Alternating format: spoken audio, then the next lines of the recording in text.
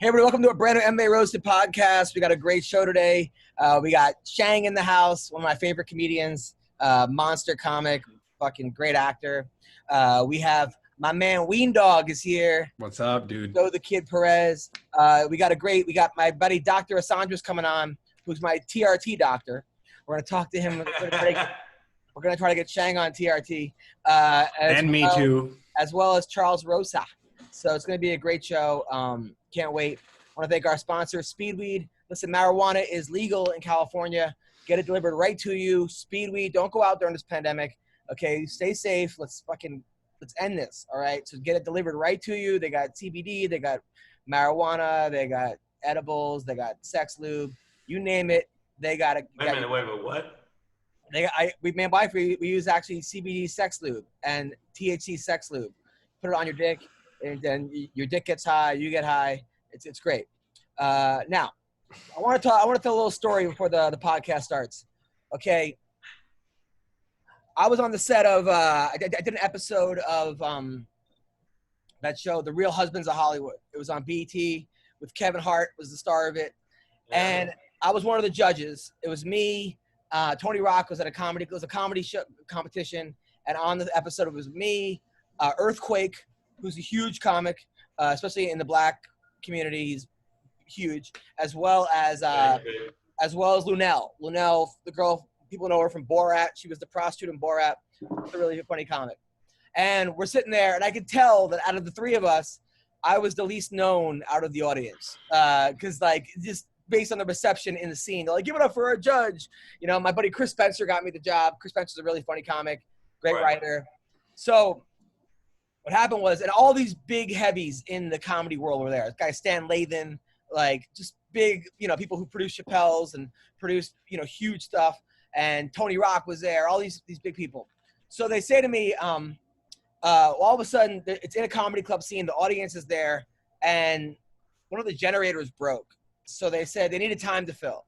So Chris goes to me, and it's 10 o'clock in the morning, and I got to learn I have my lines and everything. And he goes, Adam, make everyone laugh. Right now. And I was like, all right, fuck it. All right. So I just got up on the stage. I started telling jokes. And I murdered. And I murdered because of all the 20 years of comedy and the shitty fucking gigs and all these horrible things that I've had to do over the years that at 10 o'clock in the morning, so on no notice, someone could say, go make everyone laugh. I can do it. Shang, you're one of those comics too. You don't need that.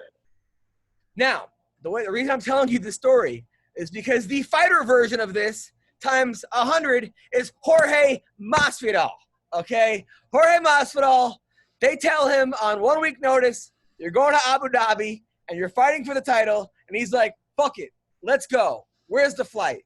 And that's the kind of dude he is. So I am very excited about this fight this Saturday, okay? And I'm not equating my comedy to Masvidal, okay? He's the world champion. No, it's close. I'm just saying you got to be ready, okay? And you got to be ready because you got to put thousands and thousands and thousands and thousands of hours into something for you to get to the point where you can do it in your sleep. Now, here are the positives about this fight, okay? Number one, it's Masvidal. This is a guy that just beat Nate Diaz. Worked Nate Diaz. And this is a Nate Diaz that came off beating Anthony Pettis. He knocked out Askren in 5 seconds, although people are arguing it should have been 3, all right? And he knocked out Donald Cerrone before that, and before that it was Darren Till. He's beating a fucking who's who. And Darren Till's no joke. No joke. We just saw what Darren Till did to Kelvin Gastelum. So I'm excited about having Masvidal fight Usman. Here are the negatives, because I'm not gonna be one of these guys out there that everyone's like, yes, exciting. He's not in shape. He's got to lose 22 pounds in 6 days. He looks like he's been training for Burning Man. He looks like fucking Happy Gilmore's caddy, okay? And I'm not even going to blame the guy because it's a pandemic. Gyms aren't even open. And if they are open, it's for a couple of people that are training for fights. He was retired last week. He said, I'm done fighting. He's like, I'm done unless I get paid more money. He was like, fuck it, I'm out. So I don't know if we're getting the best Masvidal to beat Usman. And I think the best Masvidal can beat Usman. But this version of Masvidal, who's taking this fight on 1 week notice, who has to fly to Abu Dhabi and then lose 23 pounds, who hasn't really been in camp. And we're not talking about a guy who's he has 16 knockouts, yes. But a lot of those knockouts were stoppages. They were like, he hits you with like a 5-punch combo and you're stopped. We're not talking about Ngannou knockouts where he flicks a booger at you and you're out. Or Anthony Johnson knockouts who hits you with like his toe. I mean, so yes, Masvidal has power. He doesn't have the kind of power that those guys think. So I'm kind of worried that he's not going to put on the best fight and then his stock is going to go down because we know what a full camp Masvidal is capable of. Shang, Joseph, I think they're throwing him to the wolves. I mean, I just think it's bullshit. I mean, I wanted to see them fight, but it's bullshit. A week, I don't give a fuck how good you are. You need that time. You need that time. Losing that much weight. When I saw the picture of him, I thought, wow. Yeah, apparently, he was in the Revenant for a little bit too. I mean, he just doesn't look like he's ready to go. And I think it's just fucked up. I think they should definitely, but it might have been, hey man, here's the money you asked for. We need you. Burns is not coming through because he got the Rona. Yeah. So I get it, but I wouldn't do it. I would be like, you know what? I'd rather wait, get a full camp, and do it. I would absolutely say no. I get it. He's that type of dude. Like, you want to fight? We can fight in the fucking parking lot. I get it. But he shouldn't do it. He's not ready for Usman. No, ESPN put a clip up on their Twitter page of like, is Masvidal ready? And they put him fighting at Kimbo's backyard, right? Which was 40 great. years ago. But he's not fighting the fucking guy in Kimbo's backyard. He's fighting Kamaru Usman, the #1 fighter in the world. I mean, it's silly, but he's gonna get the bag. He's definitely gonna get a bag. He said he got very, very, very close to what he asked for. He's getting pay-per-view points, which there's nothing else on this going on Saturday night. So he's gonna be making bank. He's probably talked to people and they were like, yo, what'd you make for the last pay-per-view? Other fighters. His management's not stupid. They know what they're doing. But also, I mean, people are like, well, listen, Bisping knocked out Rockhold on 1 week notice. Yes, but that's also kind of not a fair comparison because Bisping lost to Rockhold before that fight. So Masvidal never fought Usman. And Rockhold was a very cocky guy who beat Bisping pretty easily, who didn't think that Bisping had a lot of power. So he stuck his chin out. He's like, fucking punch me, kind of. And then, so Usman isn't that guy. He doesn't have that kind of arrogance that Luke Rockhold has. Yeah, and he has that. Usman has that workman ethic and that grind and that wrestling. But the only thing I can see is because, Masvidal is such a fucking tough guy, even though right now he's kind of a soft, pudgy tough guy. Yeah. He's but I've seen crazier shit. If he taps Usman a couple times in the fucking cranium, I can see Usman falling down. Well, what he has going for him also is he doesn't like him. He hates him. He hates Usman. Yeah. So, I mean, it seems like Masvidal is the kind of dude that he fights better against guys he doesn't like. He's got that Cuban fucking, toughness with him. Like a chip on his shoulder is like he didn't like Ben Askren. Oh no, yeah. In fact, he said he would fight him at Whole Foods, which I thought was hilarious. He didn't like at Whole Foods. He didn't like Nate Diaz. He doesn't like anybody he fights, basically. No, it seemed like against Wonder Boy. That's not true. It seemed like Wonder Boy, it's impossible to not like Wonder Boy. Yeah. Right. And Darren Till, he didn't dislike him. He just is like, let's get it on. Come on, bring it. So it seems like now, Windo, what are your thoughts? I think the weight cut is not going to be a big problem. I feel like he normally has to cut that much weight. I feel like most fighters cut around 20 pounds in the upper divisions, right? Would you agree with that? Not in a week. No, but he's going. They're fighting at 170. Masvidal used to be 55, so now he's 192. He probably cut that at 55, but in some ways maybe it'll be easier because it is just fat. He's not cutting muscle at this point. Could be water weight. Yeah, I mean, he obviously was not expecting the fight. I mean, look at him. I mean, he wasn't. It was supposed to be. He. Why would he think it's going to happen? He probably looked. I mean, coronavirus probably looked at his body and was like, we're good. I mean, that's how fucking. But so we're going to affect you, but yeah, you know what? It looks like you already got it like crabs. Right. So what do you think is going to happen, Wean Dog? I think Masvidal is going to be like a plus 180 underdog. I think he's already at minus 320. Favorite or underdog? Underdog. Which so I might put money on. Yeah, I think that's a good bet. I think he comes. I think he has a great camp at an American Top Team. I think his coaches are brilliant. I think he's a very, very intelligent fighter. I think if he's going to win, it obviously has to be in the earlier rounds. You know, I don't know if he can survive a 5-round grinding wrestling match with Kamaru Usman. In the Middle East, I mean, who knows how fucking hot it is out there in Abu Dhabi. I know. You got to put that in there too, because you got to think that's going to affect him a little bit too. But Miami, though, at least he. I mean, close. The good news is that his camp trained Colby for Usman, so they spent a lot of time watching Usman. So the same guys that like are now dealing with Masvidal, which is I think Mike Brown and Mako and those guys were training for Colby Covington. So they watched a lot of tape on Usman. So they know his ins and outs. They know, but I still think it's just too short notice. I think he's gonna fucking have a problem. And only thing that's gonna get him through is that Cuban "fuck you, I'll fight you" toughness. And if he kicks into that and into that kind of disdain and hatred he has for people, that's what's going to get him through. But Nigerians are pretty fucking tough too. They're pretty tough too. I mean, they're out there fighting, fighting wildebeest, warthogs and shit. I mean, we're not talking about Beverly Hills versus Cuba. I know. We're talking about Usman, who he's grimy. He's definitely grimy. He's not as grimy. I mean, he's not the most grimy Nigerian. I got to say, Stylebender is the one I've seen where he's just like, you got to fucking kill me. Yeah. I like he has that, like, to me, Stylebender has that a little bit more like, I'll fucking die first. Well, Usman is a little bit more, little flash, little this. By the way, I got to ask you, Shane, because we had a lot of comments about people like the fact that you talked about your ex being a cheating bitch. When you found out that she was cheating on you, did you go out and bang other girls? No, I didn't. Wow. You stayed loyal to a cheating woman.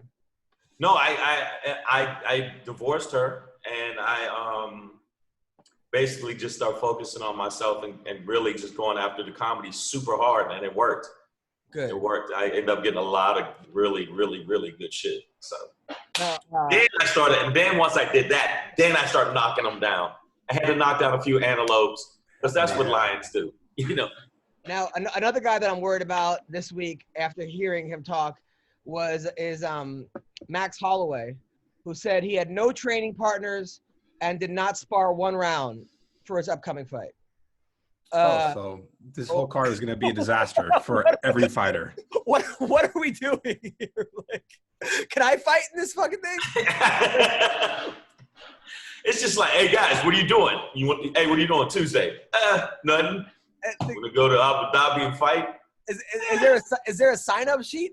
Like, is this? Oh man, it's like it's ridiculous. No training partners and no sparring. I mean, that, like, what is this, Rocky IV? Remember when Rocky did that against the Russian? Remember, he's like, there's gonna be no sparring and no training partners when he fought. Just went up in the mountains and ate snow and just. And then he kept having those fucking Russian KGB guys follow him, and he kept losing them up the mountains. Yeah, it was just I think that Max Holloway just doesn't give a fuck. He's like, get the bag. I'm a tough guy. Let's go. Yeah, I'm a little.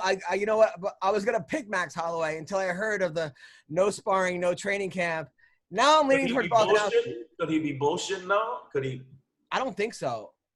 I think bullshitting, and then he come in there and fucking do some serious damage. I hope he's bullshitting. I do. I hope so. But I like him a lot, but I just think I don't think he has a chance in hell. Now, what are your thoughts? I got to hear about Shang and Wean Dog, about Kanye running for president. Some people think it's good for Trump because there's gonna be a lot of young people and black people that would have voted for Joe Biden are now gonna vote for Kanye. That's not true. You don't think that's gonna happen? You know what? I normally don't do this, but I'll speak for the black community. No, they're not gonna vote for Kanye West. We're not voting for the dude as president that wrote, "Oh, she's a gold digger." No, we're not. That's retarded. That's probably some of the best things he's done in the last couple of years. Well, music-wise, cool, but no, we're not having him run the Department of Water and Power. We're just not gonna have him in charge of fucking housing. My wife was trying to tell me, he's like, he came from nothing. He's a successful clothing line. He's a designer. He's that.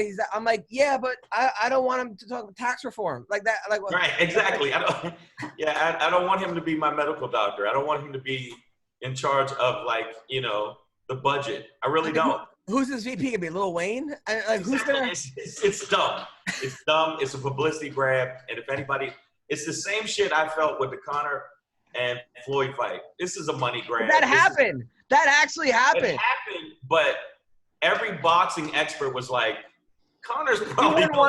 You wouldn't want to see Kanye on the same stage as Biden and Trump. I would not want to see it. It would be an embarrassment. I think Kanye West is bipolar. I think something the fuck wrong with him.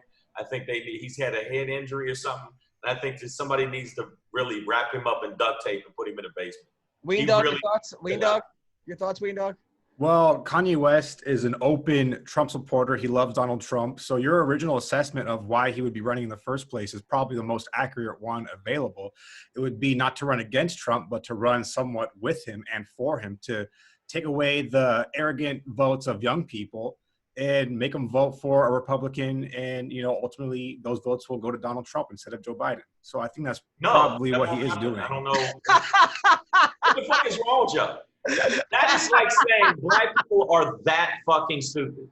And there's 6% that voted for Trump that are that fucking stupid, but no, they're not that fucking stupid. Wait, you're saying black people aren't that? No, we're saying young people. We're not saying black people. We're saying no. This is what they're thinking. They're thinking, well, he'll get the black vote. That's what they said. Well, but they think that we're going to just vote for him just because, like, yeah, man, I love Kanye West's music. No. You don't think that what percentage of black people do you think would vote for Kanye West? A percentage of a percentage. Oh, really? It would be that low? Hey, he already is on the list of when he acted like a buffoon when he was at the White House. He's already on the list when he said, we already don't he already said that slavery was, a choice. Right. Yeah, that's what a lot of the slaves were like, yo, man, put me in this boat and throw me in the chains. No, he's full of shit. He's doing it for a money grab, and that's it. And even though the Conor Floyd thing happened, which I sat there going, Conor's going to get his ass kicked. And Conor kind of lost that as the fight went on. You could see, Conor, you shouldn't be in there. It's funny. I went to the Kanye concert, and I must say it was 95% white and Mexican kids and 5% black people at the concert. Yep. And that's what's going to happen in this way. And you think Mexicans are like, hey, man, I can't wait for Kanye to be president. No, fuck no. It's not happening. That's not – and he's a fucking idiot, and he will be the ridicule in a lot of my fucking shows. All right. Okay. All right. Well, we're going to circle back to this. Okay, but the one thing I wanted to ask you guys. Yes. Now, I was excited but disappointed at the same time with seeing Usman's going to fight – street cheeses. I'm like, I've been wanting this. Yeah. But what the fuck is the UFC doing? They're just throwing guys to like, hey, dude, what are you doing? Hey, man, working on my car. No, I think they got a lot of money on this pay-per-view. They probably spent a ton of money on this Fight Island. They probably figured like they can't sell Holloway as the main event. They can't really sell Rose Namajunas, who hasn't fought forever, as the main event. Volkanovski, Holloway. I mean, I didn't even know his name. I know his name, but I'm saying like they're like we need a major star on this thing. And even Gilbert Burns wasn't really selling it. But they needed some. Yeah, but so they needed like because on this side, you know how they say is the A fighter versus the B fighter, like who's the main guy versus the whatever. So Usman is the B fighter on this. Masvidal's a draw. Yeah. But you know what? The one thing I watched some of their fights, and I've noticed with Usman, he never really checks kicks. He doesn't. He's not a good. And I've seen And you know who else lights you up with kicks? Street Jesus. I've seen. He lights you up with kicks. He set up Darren Till with a kick and then just was like, and it was unconscious. It was nappy nap time. I mean, they used to do a thing called like the smell test, right? Or like the smell test being like, you think this guy's on steroids. You just look at him and you're like, he's on steroids. That was sort of like that's sort of like the common way of saying this guy's on. Well, there should be a smell test for this guy's not training because on the other way, and the way it looks right now is that Masvidal has not been keeping himself in top-notch shape. And I don't know if he has. I haven't seen him without a shirt on. And look, man, you never know. I mean, Usman was training for Gilbert Burns. That was his former teammate. He was probably specifically training for certain things. He probably was specifically training for a ground game. Masvidal is not known for his amazing ground game. He's got a good ground game, but that's not what he's known for. So now this kind of throws a wrench in that training. So there's interesting things about it. My main fear about the fight is that Usman has been having a 8-week training camp. He's ready. He's ready to go. And we're throwing a guy on 1 week notice who, I mean, look, Masvidal's never been tired. You definitely can't knock the guy's cardio. There's not been one fight out of his, 37 fights where you could see that he's been tired. Right. He just keeps going. So Max Holloway's that way too. Max Holloway got the same. Max Holloway too. So he's not a guy that you're like, get him past the third round and he's going to fold. That's not Masvidal. If anything, he gets stronger. Right. And Masvidal has a toughness that I don't see in Usman. Like, I don't mean physical skill. I'm talking about just. I don't know. I mean, we've never seen Usman break though. So our guest right now is my doctor, Dr. Asandra. So basically, me and Dean McDermott, we do a podcast called Daddy Issues. And I was telling Dean, I'm like, listen, I'm 42. I'm working out, but I'm getting tired of my workouts. I'm on Celexa, antidepressants, as well as Propecia for my hair. I'm like, some shit's going, I'm not as sexually active. He goes, you got to check out my doctor, Dr. Asandra. He'll get you on TRT. Normally, I'm like, TRT, isn't that what, Vitor Belfort takes? Isn't that, I don't want to be like 30-1. He goes, just meet the guy. So I meet this guy. This is the doctor, right? First of all, my doctor normally doesn't look like a freaking Ford model. And I meet the guy, and he's like, hey, I do a podcast. I'm like, most doctors don't have podcasts, all right? But this dude, I got to say, I've been going to his clinic, and I've been on TRT for a year. I feel so much better. I've been my workouts. I don't get tired anymore. I work out. Before I was going 2 days a week, 3 days a week. Now it's 6-7 days a week. My sex drive is up, and I'm 42, and I look better than I did when I was 32. And a lot of it is me going to the gym. But I gotta say, this dude has changed my life. Dr. Asandra, how are you? What's up, guys? Thanks for having me on. Yeah. So wow, sounds good. So how did you get started in medical and all that? I started originally as an emergency room doctor, emergency room and trauma.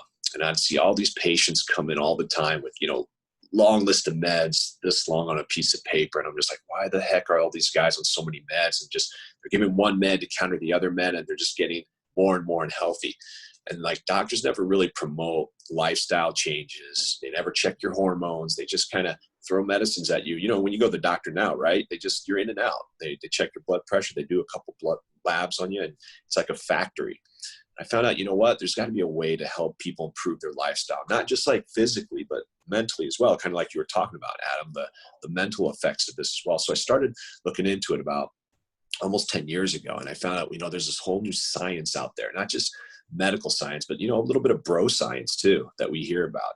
And there's reasons why all these athletes do it, the performance enhancement, et cetera. But there's also performance enhancement for the person as well, mentally at your job, with your relationship. So I look at it as performance enhancement for the entire being, and it's kind of a holistic approach. So I was like, there's got to be another area of medicine out there that we don't often hear about, but a lot of people do underground or, on the black market, or just kind of doing it themselves. But what if you had a doctor kind of managing all that for you and checking everything? We can optimize the human being, not just men, but women too. And bring out their potential.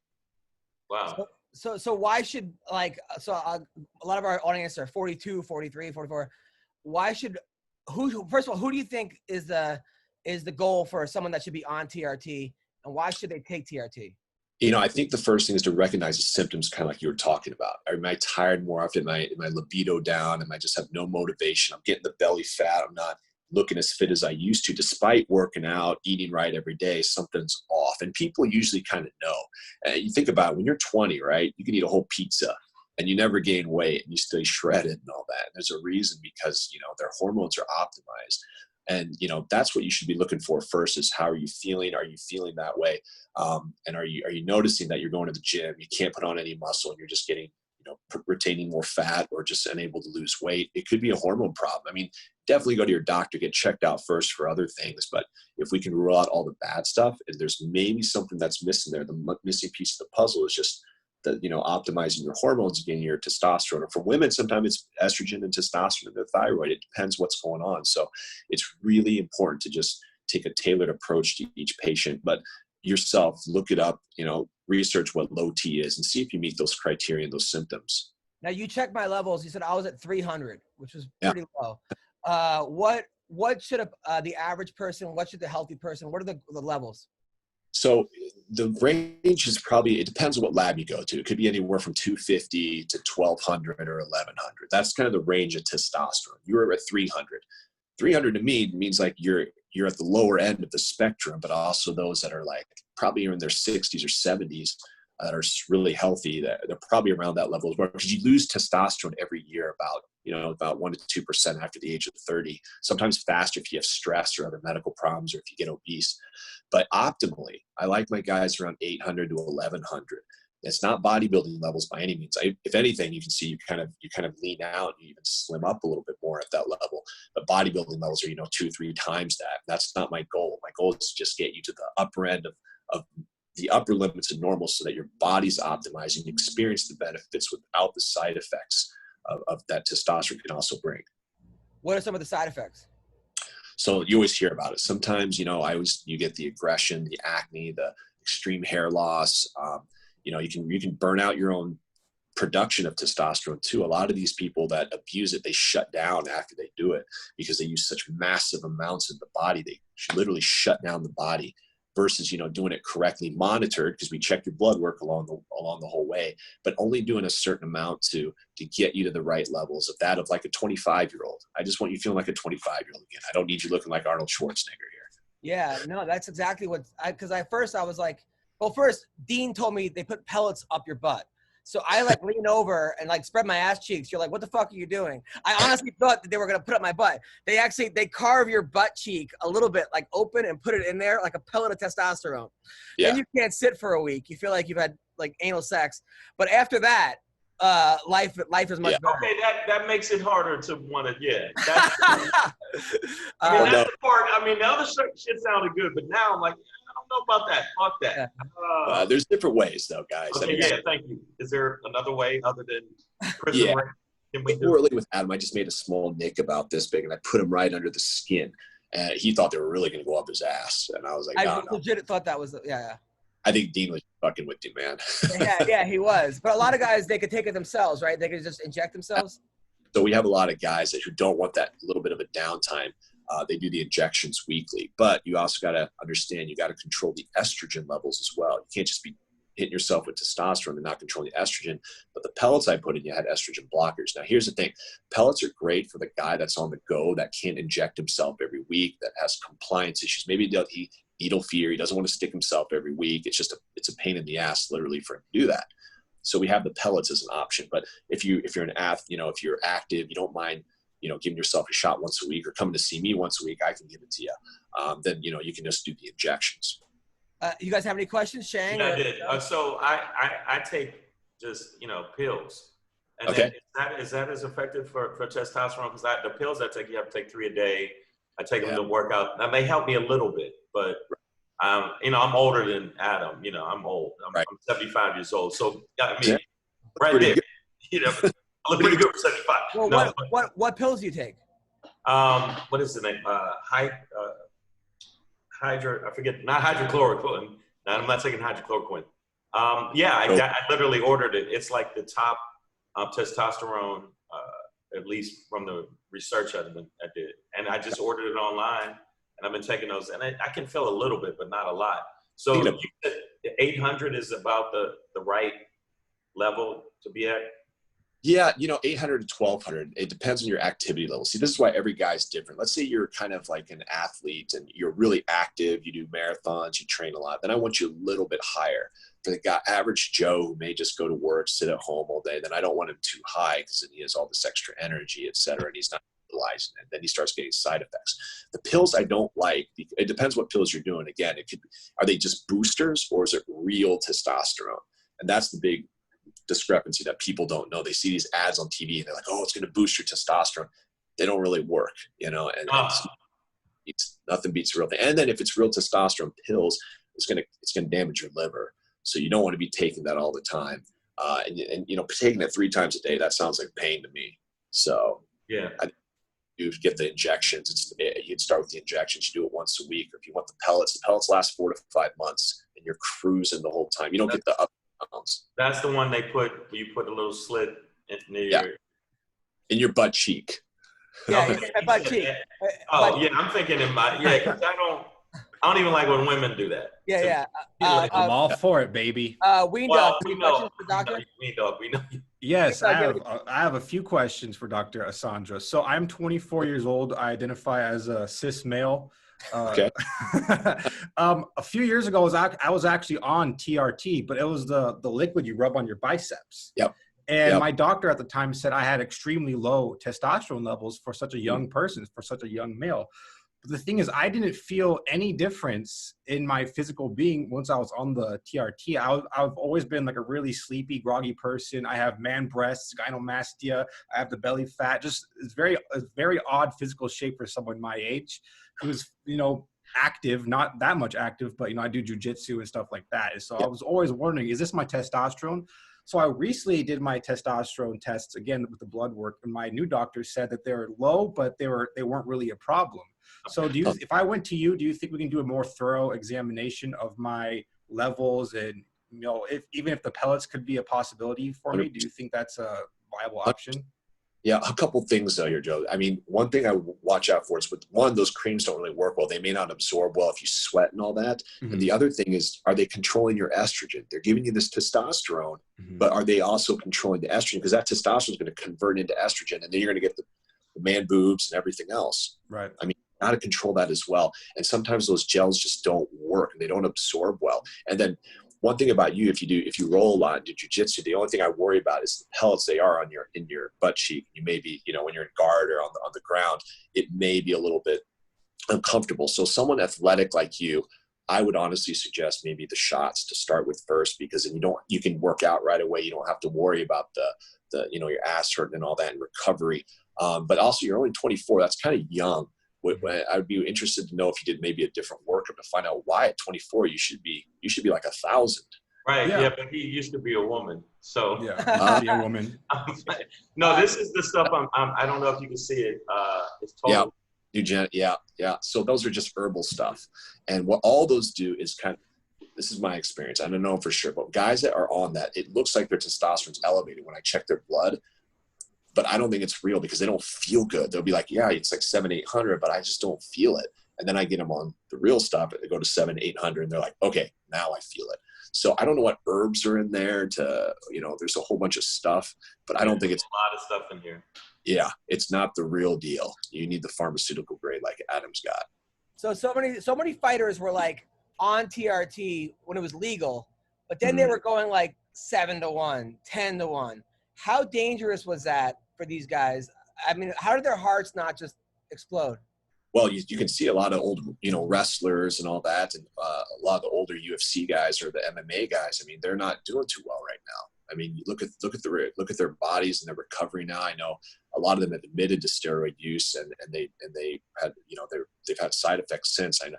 Well, I think Kevin Randleman, didn't he admit that he had done some? Yeah, and all these different ones, and it's got to be done right under a doctor's care. That's what I don't understand is that. And then look at all these pride fighters, man. Remember those guys? They were juicing like crazy. It was entertaining though, but I'm sure a lot of those guys had side effects afterwards because they were bad ones, like walking around with a horse hoof sticking out of their chest. I mean, well, I think Belfort's back on it now. Oh, he's back on. Saw his body before, during, off. It's just it's crazy. How much do you think it is actually is it mental versus the physical? I think it's both. I think if his levels, I can't imagine, because I know he was probably doing it young, wasn't he? When he first entered the UFC, probably 18, 19, right? He looked like a beast back then. And when you start that young, you suppress your natural production. So I'm wondering now that I think he's going to be one of those. He's just going to have to be on it for life. And I think I saw the new pictures of him recently. Boy, does he look jacked again. I mean, the veins are coming out.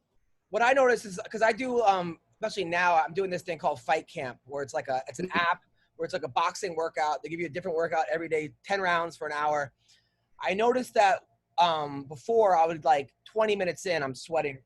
I'm and now 40 minutes in, I'm still I could do another one. Yeah. I feel like my endurance is getting a lot better. Is that one of the side effects? Or is that one of the?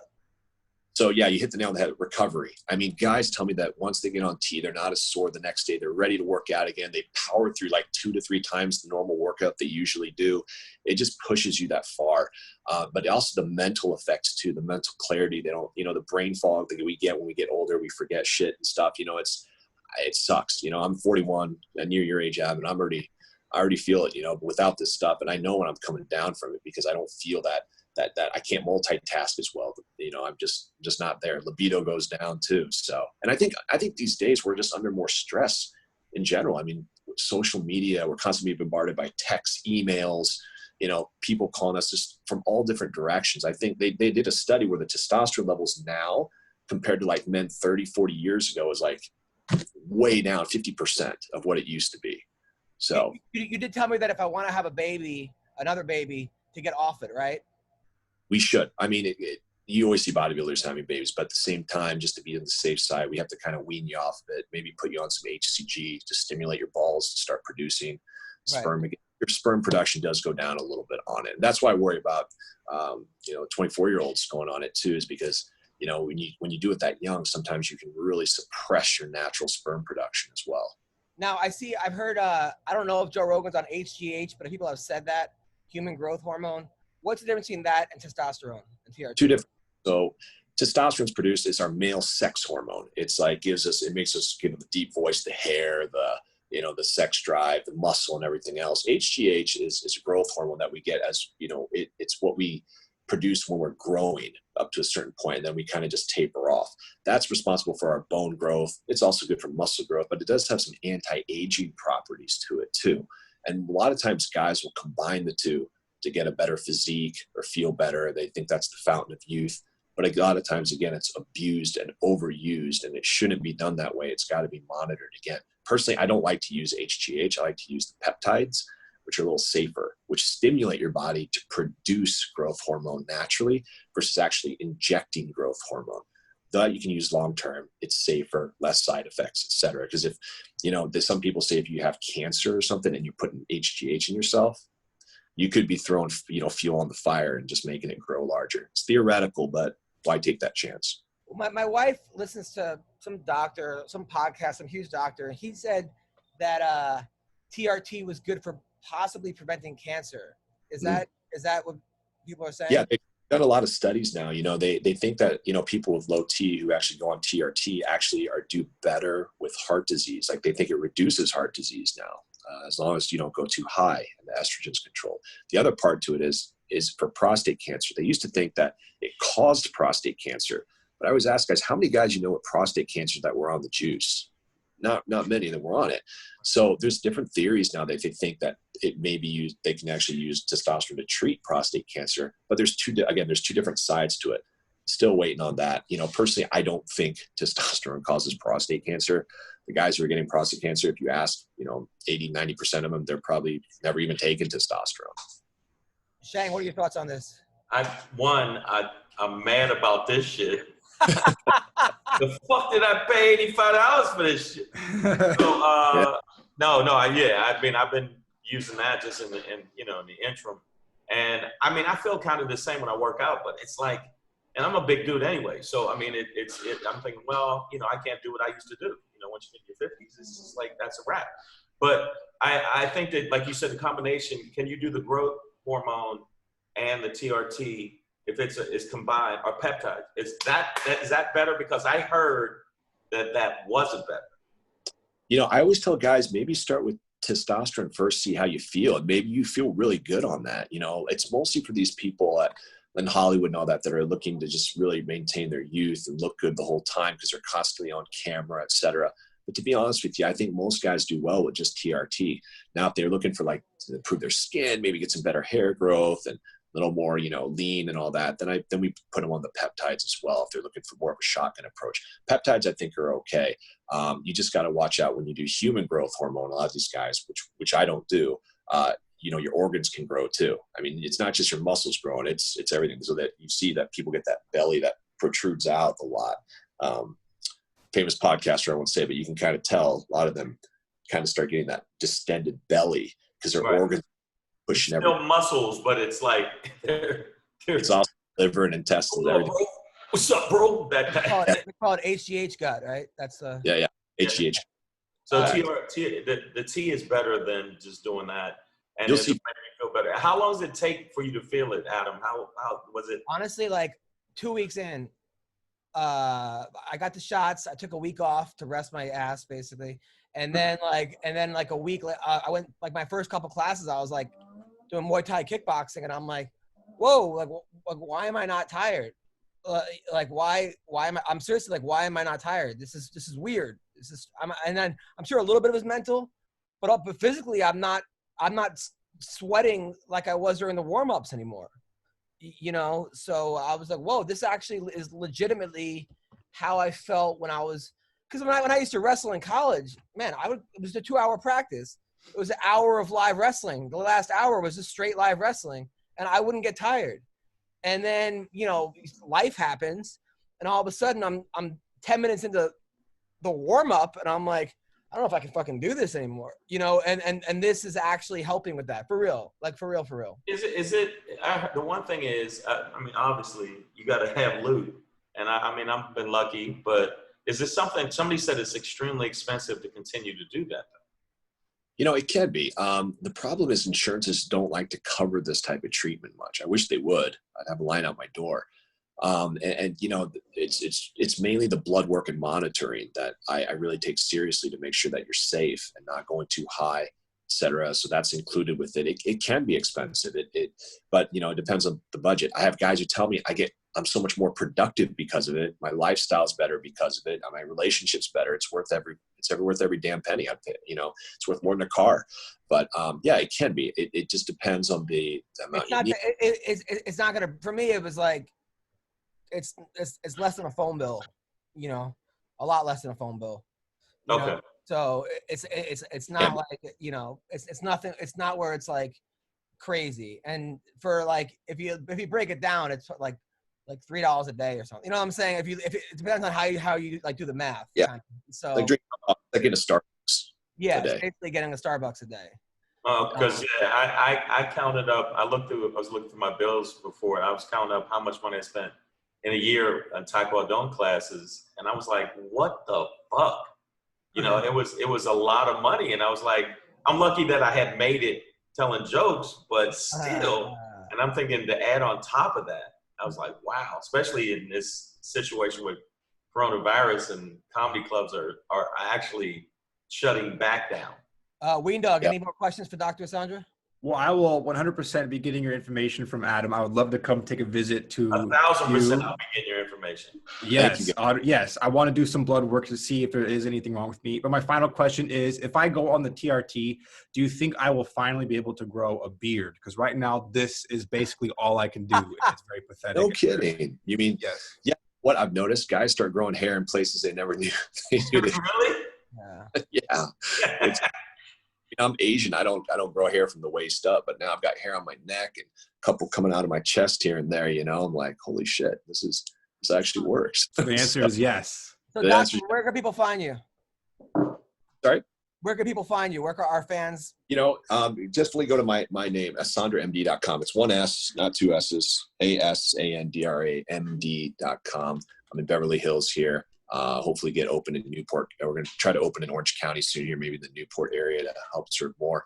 But AsandraMD.com, my last name.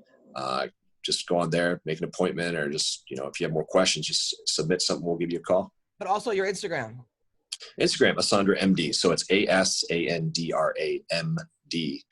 Yeah. Instagram. Well, thank you, doctor. I appreciate everything, man. I appreciate you guys. This is very, very good information you gave out. Thank you, Shane. Thank you. Take care. Thanks. Take care. All right. That was I didn't know. That's good, though. That's good that you felt better. Because before you didn't feel it. You actually see the difference of how you feel. Dude, this is like, I hate to be like that guy, but I didn't post a shirtless picture of myself for like 10 years. Like I hated the way I fucking look. And this is the first time I actually feel like I'm not proud of the way I look, but I'm like way more comfortable. Especially being 42. Because like when I was in my 20s, I had a fucking like 8-pack.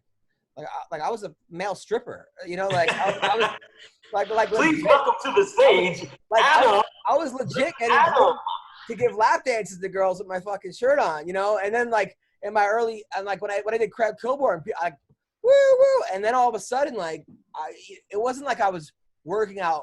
Well, I was working out less, but also the road and Right. traveling and eating and not being consistent with it and getting tired, and all of a sudden I got a belly. I mean, and I remember girls asking me like, "Do you have a belly?" and like just having to dim the lights when I fucking have sex, and just all kinds of shit, like things that I'm not was not proud of, and a lot of it it's me and confidence, and it's how I feel about myself. I know all that, but when you work out and you like the way you feel, your whole day changes. Right. No. Yeah. It definitely helps, but. Man. No, I mean, he said this is basically herbal, and it does a little bit, but it doesn't do enough. Like wean. These are expensive. This is a month. I have some of those too, like something similar. That's like $60. That's the Frank Thomas thing. That's the Frank Thomas, right? Isn't that the Frank Thomas, the baseball player? Isn't that the Frank Thomas thing that like? No, I know what you're saying. No, I think it is. The commercial's like, hey, what's up, Big Hurt? Yeah, man, yeah. I haven't been able to work like I used to. And then anytime somebody does this in the commercial, I'm going, he goes, what? When you do like this? Yeah. Yeah, I mean, look, I don't know. The key is this to not go like, because I went to the doctor and he's like, well, I'm going to turn it up a notch. And I'm like, no, I'm good. I'm good. Like, the key is to not keep elevating your testosterone, like not to stay between 800, 900 to 1200, like to stay in that stage. So what you're saying is that basically when you go back to comedy, before you go into comedy, you're killing even harder than without it. Yeah. Well, no, I mean, now I'm with my wife. So only thing I'm killing is fucking my marriage right now during this pandemic. Fuck, man. I wrote a joke like we've renewed our divorce vows at least 7 times during this pandemic. It's hard, man. I mean, you know how it is. They said that because you're kind of stuck in a space with them, it makes it difficult to like. You start looking at them going, "Were you really right choice?" I don't know. But you know what they said that actually helps couples? The kids. They said that distraction of the child helps the relationship. The kid helps in so many ways. Look, I love my wife. I got an amazing wife, and she puts up with my shit, and she's the right one. She's the one for me. I waited a long time to find the right one.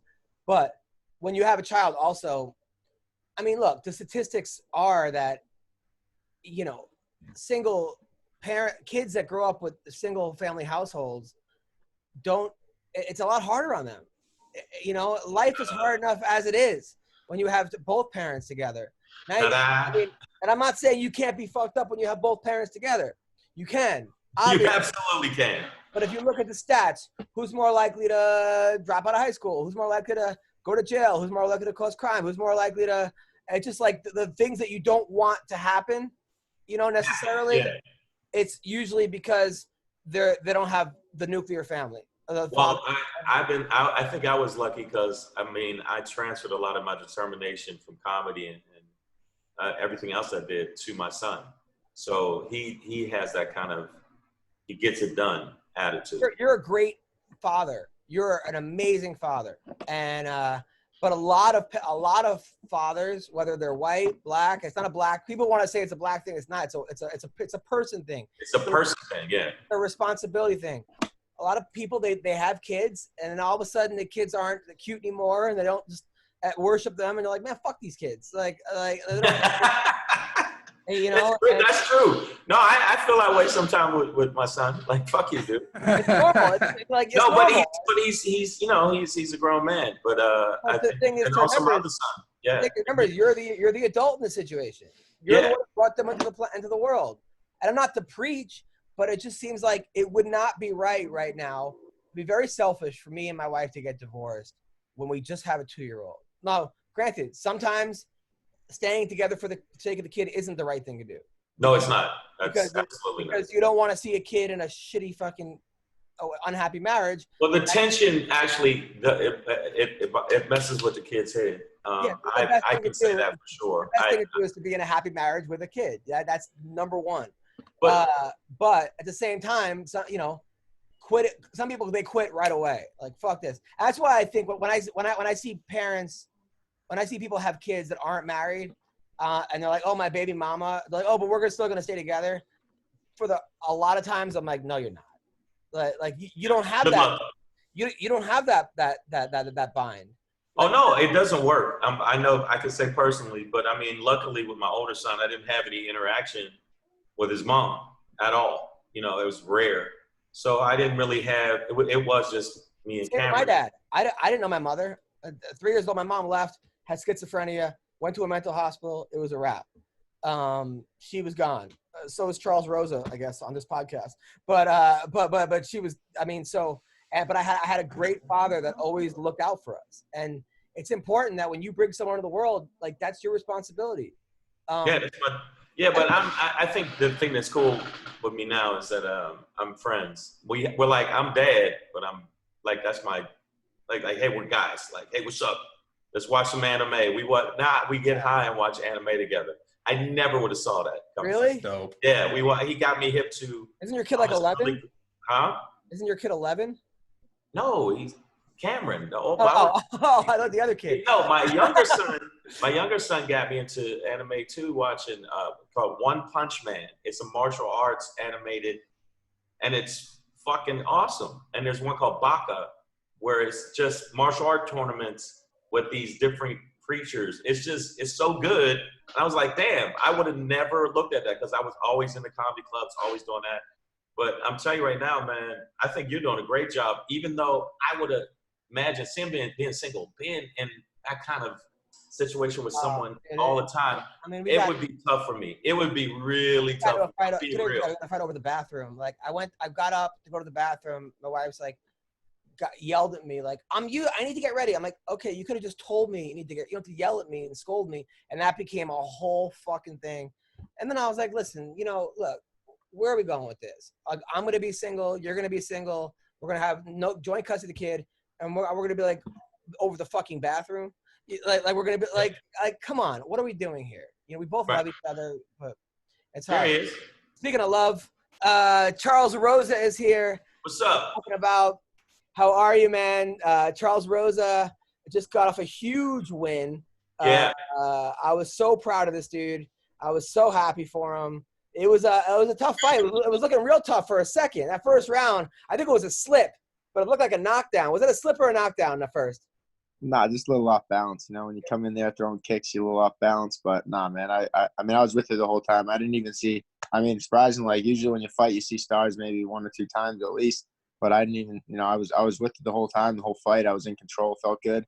I got hit with a pretty good headbutt. That was like the only thing. I knew I got cut, but I still, was with it. And, I felt like I controlled the fight, and I was really happy to pick up the win. Got a new UFC contract, so, back on track.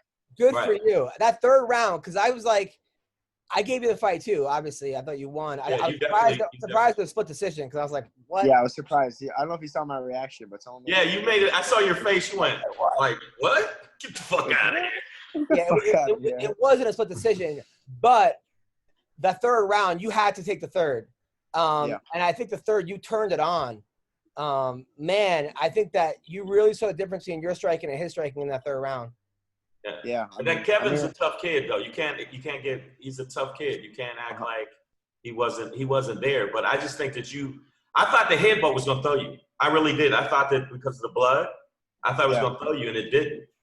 Yeah, man. I just I was focused. Like I knew I was cut, but it really didn't affect me at all. Surprisingly, because it was like a big cut. I still got the butterflies in here. I got stitches. Got them taken out a couple days ago. But yeah, man. I watched Kevin. He was super. I knew he was super tough, talented. Like he must have like 10 or 15 knockouts. I just watched like of him just dropping guys with right hands and like the kid's nails. And he's a good striker, you know. So like everyone, I mean, all my coaches, everyone was like, man, you got to take him down. Like you got to submit. Like. And I was like, man, I'm gonna see what happens, you know. In the first round, you know, I thought it was a close first round, like back and forth. But then I kind of knew, like, I'm like, you know what? I'm putting so much output that this guy's gonna slow down. I could feel it. I could just see it in him, you know. Like he was sharp in the beginning, but then like the second round came, and I'm like, all right, I got him. And by the end of the fight, he was shooting, trying to take me down. So I mean, I think I did what I did. And honestly, that was the best my cardio ever felt. I don't know if it's because if I fought a lightweight at 155 or if it's just because of like whatever, but my cardio was on point. I could have won 2 more rounds easy, you know. Now your grandfather and your father were both boxing champions, and your uncle. But my uncle Tom the Bomb. Yeah. They were tough guys. When did you Tough Man? You ever watched a Tough Man fight? Yeah. When did you become a karate master? Because all of a sudden you became like fucking Danielson during this. Did you always? Yeah, honestly, there was a time. What happened is, believe it or not, I did karate when I was like 7, like I'd say 7 to 10 years old. I got pictures of, you know, breaking boards. It was just like karate, you know what I mean? Like, but I do remember doing the classes and like, you know, learn how to throw side kicks and stuff. But I was such a kid, I don't even know. Then I played hockey and like sports, and I kind of got away from it. But I actually went to visit, and it was a short time, about 2 months of my life, like a month at a time, separate times. I went to visit Wonder Boy, Stephen Thompson. So I got to go live with Mr. T and Ray Thompson and Steven. They got a big karate school up in South Carolina, I think it is, and in Greensville, I think. And dude, like, I learned so much in those 2 months. Like, I mean, it was crazy. And I just saw how effective his striking was. You know, he didn't get hit. He did a lot of hitting. Like, he was always out of the way when the guys were throwing punches, and I just saw how effective it was. You know, Charles McCarthy, my coach, had an idea, and we went up there, had a good relationship. You know, Charles McCarthy taught Steven some jiu-jitsu in exchange for him teaching us, you know, some striking. And man, that's like one of the best punches I learned is that straight pulling left punch that Mr. T, Stephen Thompson's dad, taught me. It was awesome. I was gonna say I was really happy for you because I did a deep dive research on you, and you went through some shit, man. Like you had some shit, man, with that fucking surgery, and when you won, I was like, yeah, this fucking guy deserves that. You know, thanks, man. I appreciate that. Yeah, I didn't give up, man. You know, that's what fighting's all about. Like, even, you know, coming back from the Bryce Mitchell fight is tough. You know, you lose, but the only thing to come back that makes a loss good is a win. And like, that's what fighting is. Like, I think George Masvidal said it one time when Ben Askren, he knocked out Ben Askren, and like Ben Askren's like, oh, I'm gonna retire this. He's like, you know, George Masvidal got 13 losses. He's like, man, stop being a baby, get your ass up and do it again. Like, you don't have to just, you know, quit. That's what fighting is, you know. So he's like, oh, Ben Askren's not a real fighter, whatever he's saying, but the fact is, like, yeah, that's what fighting is. You know, you look at George Masvidal now, he's fighting for a world title. He got, you know, he's coming back from, you know, he almost got cut from the UFC. I might have even at one point, and now look at him, you know. So guys like that motivate me and influence me, and those are the type of guys I like, you know, guys that don't give up and the guys that don't quit, and they come back even stronger when they get knocked down. I love that about you, man. You're such a nice guy. Couple things. The Bryce Mitchell thing, when he had you in the twister, I was like, please don't tap. Please don't tap. Because I like Bryce, but I know you. Like, I consider you a friend. I know Bryce. But how painful was that twister? How did you almost tap that? I don't know. No, I wasn't gonna tap. I died. Like, it's crazy as people say it. You always hear people say, "Oh, I'll die before I quit. I'll go in the cage to die." And that's my mentality. Like, believe it or not, I've been through so much shit in my life. I feel like something, you know, been through a lot of stuff. You know, I lost 2 older brothers to drug overdose at a young age. I been through pretty much the depths of hell myself, like, you know, with shit like that. And, you know, even, you know, coming back from my surgery, you know, the doctor told me, oh, there's a chance that it couldn't work. There's a chance, you know, even saying there's like a chance you could die in the surgery. Like, you know what I mean? Like, but I've already made the commitment to risk everything I got to do this. You know what I'm saying? So when I get in there, like, I think of it as like the only way that you're going to beat me is that I wake up, you know what I mean? You knocked me out, or you put me to sleep, or you killed me. Like, it's one of the three. So that's the only way. Or the fucking ref jumps in like he did against Shane Burgos and fucking stops the fight early. But that's the only fucking way. It's the only way I can see myself losing, you know, or the judges, you know, take it from you. So, yeah, man, that's that. His coach actually asked him. Bryce Mitchell's coach came up after. He's like, "Hey, Rosa, you know, I talked to him. I was cool with Bryce. We took a picture after, you know, he squashed the beef, whatever it was, like, because I said I was going to break his arm. And I said, I'm like, he's like, well, man, you said you're going to break my arm. And I'm like, I was going to try to break your arm. Like, I'll tell you to your face. Like, that's what we're fighting, right? Like, you trying to fucking break my neck. Like, what the fuck? Yeah. Like, oh, yeah, that's true, you know. So it was cool. We talked and everything was cool after. But his coach came up to me and he's like, man, what do you think, like, you know, just moving forward for Bryce, do you think as his coach, like, there's anything he did wrong in the twister? Should he have maybe grabbed the top of your head instead of your neck when he started pulling on it? Like, was it a technique thing? I was like, man, it wasn't a technique thing. I just wasn't going to quit. Like, if you broke my neck or broke my back, then that would have been it. As crazy as it sounds. But, you know, luckily, you know, maybe the strength like, I've done that move in wrestling. That's a wrestling move, you know? Yeah. It was tight. I mean, I'm not going to lie. It was tight. I was like, oh, fuck, I hope this shit doesn't get any tighter. Yeah. That's all I can. I mean, my adrenaline's going too. I mean, that's what it is, you know. All right, now let's talk about Masvidal. So that's your teammate, right? So we talked about Masvidal. We love Masvidal on the show. I like him as a person. I hung out with him. I did a podcast actually with like Colby, Masvidal, Kevin Lee. They used to be boys. I mean, they used to be friends. I've been once like seen with both of them before. You know what I mean? Like back in the day. But it's what it is, you know. So I'm a little nervous that A, he's got to lose 23 pounds.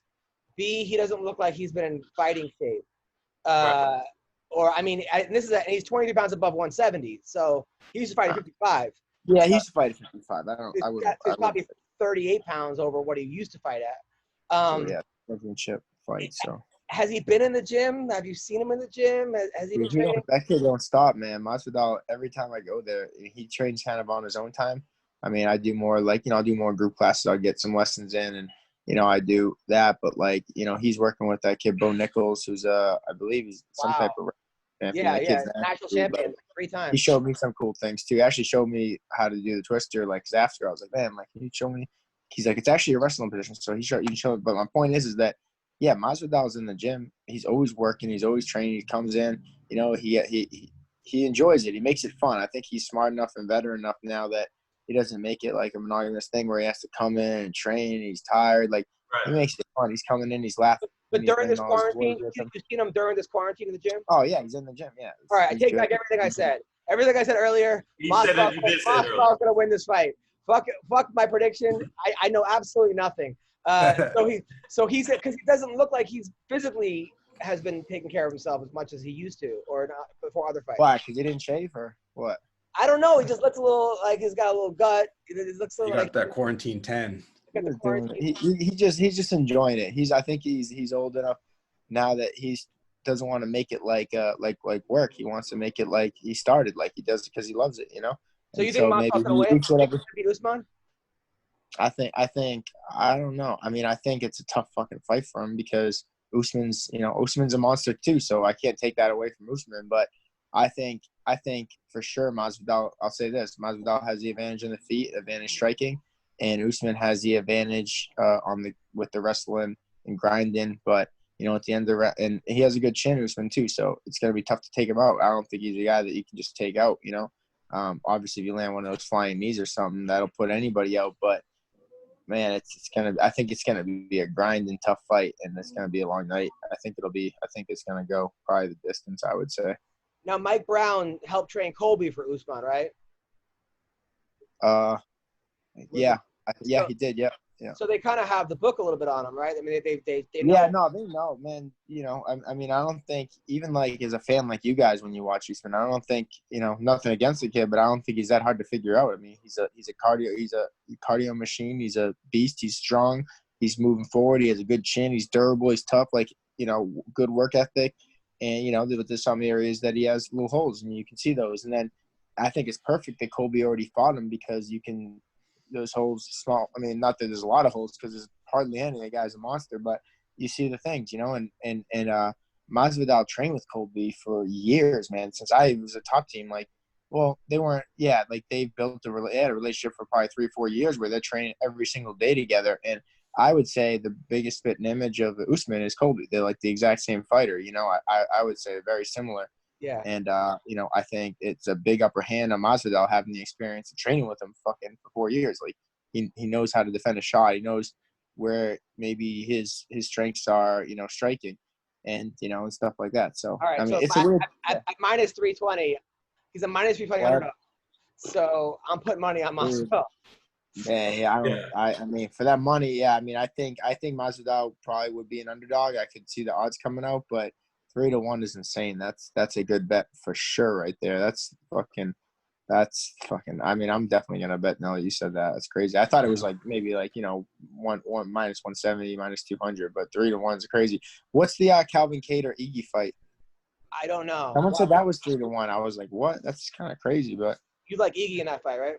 Well, I think that I do like Calvin Kattar. I think Calvin Kattar has a big advantage, but I do not think Iggy should be a 3-1 underdog even close. Like I thought it was going to be a closer to even fight. You know what I mean? Like a minus 150 for Calvin. Favorite. Yeah, I thought it'd be close. No, Ige is a plus 225. Ige is plus 225 underdog. So it's like minus 300 for Calvin probably then, right? Minus 285. Yeah. Now Max Holloway said he did no sparring and had no training partners for this upcoming fight. I don't know. Is that possible? I don't buy that. That's crazy. I mean, it's possible, but it's improbable. I don't know. I don't know. Man. Yeah, that doesn't sound right. He's a fucking world champion, bro. Are you gonna tell me that he's not training? That's insane.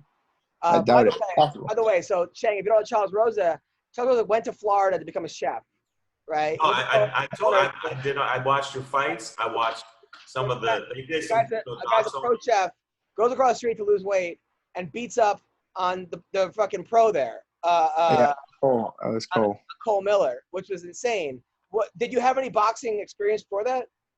Well, yeah, I used to play. So my uncle was a boxer. We used to always just show me stuff, but nothing formal, But I used to do this thing in high school and hockey and even in college, and pretty much my whole youth hockey career and the pee-wees and shit, playing hockey. We used to use locker boxing, and it might not seem like a lot, but even if it's once a week, we have a locker boxing match, which is you put the helmet on and the gloves of the hockey helmet and the hockey gloves on, just bare, foot, you just on your feet, and in the locker room, like a square box locker room, all the bags are set up like, the equipment bags because everyone's sitting down. It's like a square.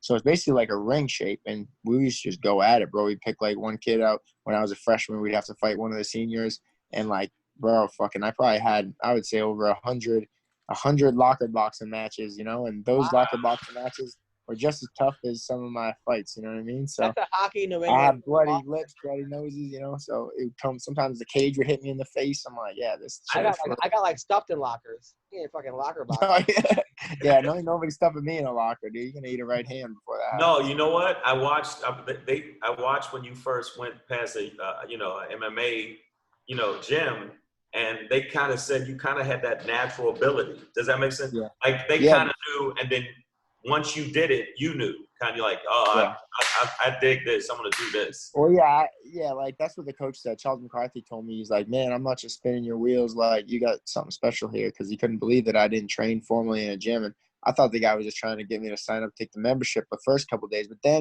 once I started sparring, I'm like, man, this guy's like, when I sparred with Cole Miller, like fucking, I love Cole Miller. He's been a mentor to me. But I was like, this fucking guy's in the UFC, like a top 10 fighter on the planet. I'm like, and he has been doing this his whole life. I'm like, 100% if this guy can do it, I can. Like, a light bulb went off, and I knew that second that I had something special. I'm like, there's no way. Like, the kid fucking hated me. He wanted to fight. Like, we were, like, fighting. You know what I mean? I'm like, and he knows so much more. I'm like, if I knew what he knew, 100% I would beat him. So I made it my goal to learn everything he knew, and that's pretty much what I did, Now, are you still a pro chef? Yeah, I'm actually. I still work as I don't work much as a chef. I still go in, but I've been doing like more like content. Like I just started like a YouTube channel. I think I put up one post of cooking scallops or something.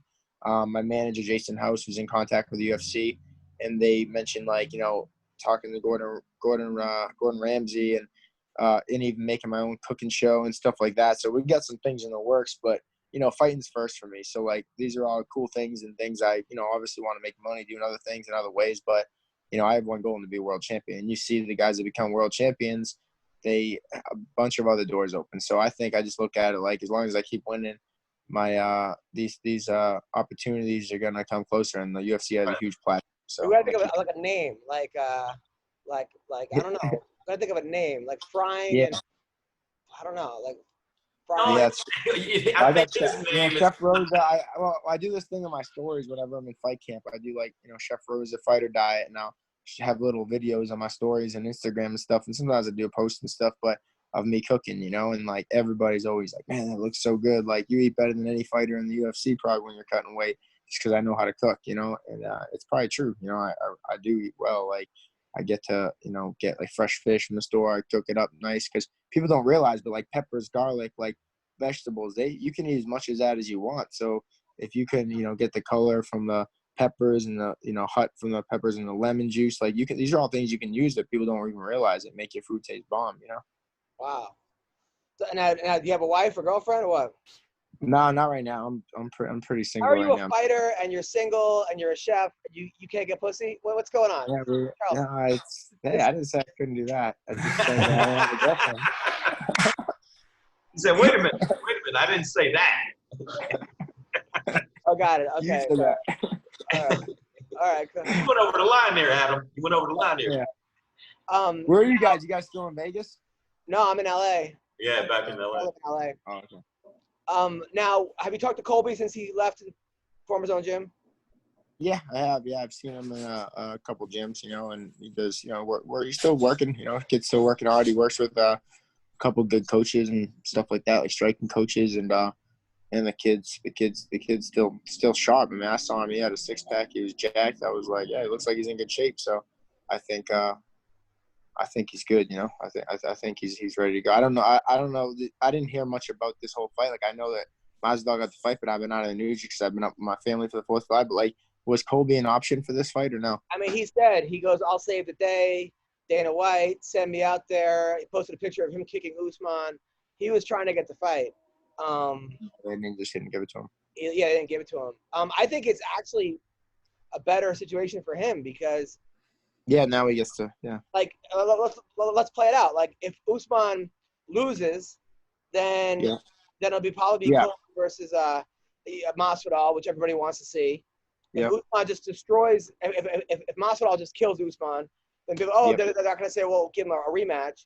Unless, so Colby kind of in some way wins in this situation, I think. Yeah, I think he's definitely in a good position. He's either one fight or, one injury or somebody away from getting a title shot. I mean, you know what I'm saying? So I think I don't know where Burns comes in with this, but I'm guessing he's going to be out for at least a little bit because of this. I don't know how it works, but.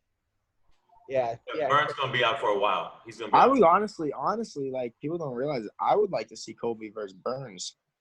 I would like to see that. I don't know what you guys think because like it's like a real like jiu-jitsu versus like wrestling. I think it's a good fight for Colby. I think for Burns, he's gonna be like, well, I'm coming off a win, 2 or 3 wins. This guy's coming off a loss. If I lose, I don't get the title shot. If I'm Burns, I want to get a title shot next. Yeah, but everyone knows how close that Colby Usman fight was. That was like razor, Yeah, totally. So who do you want to fight next? That's what I was going to I don't know. I've been thinking about it. I mean, it's crazy because everyone was like, I definitely at one point, and I think I got to work up to it. He's undefeated now, doing good, but I'd say within the next couple fights, or maybe if I get 2 more wins, I'd like that. Or when I get 2 more wins, I'd like the Bryce Mitchell fight again. If he's still winning, doing his thing, I think we're gonna cross paths again. I'd say you can bet your, bank on that as long as he stays healthy. Because I don't feel like I got to fight the way I wanted to fight. I had in my head I was gonna fight one way, and I did that, and I learned from it. But I'd say I just beat top 20 guy in Kevin, and I think Kevin Aguilar was nails. He fought a really close fight with Danny Ige. I don't know if you guys saw that fight, but like that was like a really good fight. It was that close. I think Ige won. It was close. Ige won, but like it could have. It could have went both ways. I've seen worse, and I was actually supposed to fight Ige before I had my neck injury. I was scheduled to fight him, so I think that's always an option. We'll see how he does against Calvin and how that goes. But there's, there's a lot of guys in the division. I mean, I'm kind of just willing to work my way up and do it slow. I don't need to fight a top 10 guy next fight. I think I want to let him marinate. I want to build it up. I want to get some nice finishes in a row, coming off a big win, rack up. I want to put a couple, win streak together and then, take a big fight. Cause I feel like every time I win one, then I fight a top 10 guy. All my losses are top 10 guys. If you look at, I have 4 losses in the UFC, and every one of those guys at one point in their career, well, when I was fighting them or after, as a top 10 in the world. I fought Dennis Seavey, who's the number 9 guy in the world. My one loss, Shane Burgos was just up there. I think he's like, just up there. I know he lost to Emmett, but that was a fucking amazing fight. Yeah. And then, Bryce Mitchell's getting up there now. So, I've got, also, Yair Rodriguez. I think Yair Rodriguez. I fucking thought I beat Yair. It was a split decision in Mexico, his hometown. I fucking whooped his ass. Like, I had him on his back. I'd say 10 minutes of a 15-minute fight, but he's flashy, so I think the Mexican judges like that, and they gave it to him. But it's okay because I know, like, I don't feel like I've ever been defeated, even though I have L's on my record. The only way I feel like I lose is if you kill me, and I never died yet in the ring. The only time I've ever been stopped. You know what I'm saying? Like, if I'm standing at the end of every one of my losses, I don't really feel like a loser. If I'm on the, most of the time the guys are on their back or we're both standing still punching. So I don't feel like it's over yet. Even every one of my losses, I don't feel like it's over yet. So that's just how I feel as a fighter. It's not the reality of it, maybe, but it's just that's what keeps me going. I think you're right. I think that a couple get a couple good wins, and then I think you and Mitchell. I mean, whole different ball game. I think it's because even that fight, I felt like it was more like. Are you going to stay at 45 or are you going to go back down? Yeah, well, the only reason we did that fight at 55 is because of the pandemic. So that's the only reason. Like, he said he couldn't make the weight, and I was like, well, you don't have to ask me twice. I'll fight him at 55 in a second because I don't have to cut an extra 10 pounds, which, made it much better experience. What are your thoughts on O'Malley? Dude, I think the kid's good, man. It was weird because I was like, this is going to be a real test for this kid. Like, is he hyped or not? And, man, he's fucking proved that he's not all hype, dude. Like, you can't dismiss what he did. Like, what he did was fucking legit. Like, he knocked that guy out stiff, like, with just, almost like something you fuck around with, like, when you're high. You're, like, fucking shadow boxing. You're like, oh, blah. And it's like, boom! Like, fucking knocked the dude out. I was like, holy shit. Like, it's almost like he was, I don't even know. It's like you just fucking around, and it was pretty amazing. So, I mean, I can't take that away. I think the kid's a real deal. Do you think Cody Garbrandt's back? Yeah, for sure. He's one of the guys too, man. Like, that guy was coming off of 3 knockout losses in a row, and you see him come back with that. It just shows, like, what we were talking about before with Masvidal, losing, and these guys, like, you get knocked down, you get back up, man. That's fucking Cody, bro. He got knocked down 3 times in a row, but guess what? He got up 3 times, and then he fucking knocked the next guy out, and now he's a star again, So it's the way the game is, Totally. Who do you think's going to win the rematch, Stipe or DC? I don't know, man. I think Stipe. I don't know. It depends what Stipe shows up on DC. It's so weird with heavyweights, man. I think heavyweight's the only weight class that you can never predict. I feel like I don't know if you agree. It's just it's crazy. Like heavyweights have to be in shape. Like they really do. Like it makes so much more of a difference than in other fighters. Like if just say like Kobe, not Kobe, Masvidal comes in and he's like a little bit worse shape than Usman. You're not really gonna notice it much. Like you might see him gassing in the later rounds or something happen. Like, oh, he didn't have a full camp. But the heavyweights, bro, after the first round, if they're sucking air, dude. Look at Gian Vellante with that. Yeah. I don't know what that was. I still don't know. I can't believe that, dude. I friggin' had money on Vellante, and I was like, kind of like, all right. I was excited. I'm like, here we go. He's fucking come. He's gonna win. And then he just like taps. I was like, what the fuck just happened? I was so. I don't know. And normally I don't make fun of people if I'm friends with them, but I'm like, how do I not? I'm friends with Vellante too. He always fucks with me, but man, I don't know what the fuck he's doing. He'd be the first person to be like, yeah, I probably should have trained harder for this fight, or set up or something, Yeah, I think he knows that. He's a smart kid. He's funny as he is. I think he gets it. He definitely gets it. Yeah, he needs to. So you think maybe like there's a guy in the LFA who's a baker, and he wears a baker hat when he cooks. Oh, really? Yeah, he's okay. He's pretty good at jiu-jitsu, but he wears a baker hat, and his tallest corner wears baker hats. And the only reason I know him is because of that. His name is he goes by the Baker. You think is he good? He's pretty good. He's like a above 500 LFA guy, but he's not a superstar. Yeah. But I think he's probably a better baker than a fighter, to be honest. But you think what? But do you think maybe you should have like a chef? That could be your thing. You come in with like a full on. Dude. I mean, I love, let me walk out with some knives, man. I'm down. No, but you know what I mean? I mean, I don't know. It's just like the UFC is so strict with like their policies now. Like, dude, I was in line with Smiling Sam Alvey, and he wanted to wear like a gas mask when he went to the weigh-ins, and it was because of the COVID thing, and they wouldn't even let him. So there's certain things that, you know, you can't plan because they don't let you do it. You know what I'm saying? So I don't know. Remember those Muppets? Wasn't one of the Muppets a chef? There was a chef Muppet, right? He was I don't watch Muppets. What was his name? He had that cereal called Crunchy Stars. He was a Muppet. He was like an angry, crazy fucking chef. He would throw shit everywhere. Yeah, like, dude. You know what I'm talking about? Like that could be Swedish chef. Swedish chef. Yeah. Boinka. Yeah, that guy. Maybe you could be How like. about you shouldn't do that, bro? You shouldn't do that, bro. I'm giving this guy some good career advice, man. Like, you know what? I'm gonna tell you something. I was watching your post fight where they were interviewing you, and even though you were standing there and you could see how you're like, yeah, this is exactly the feeling I want to have. Yeah, this is what I fucking like. You know what's crazy? It's funny you say that because I fucking knew like after I lost to Bryce, and then I told my manager I want to fight. I mean, it was only 3 or 4 weeks after my Bryce Mitchell fight.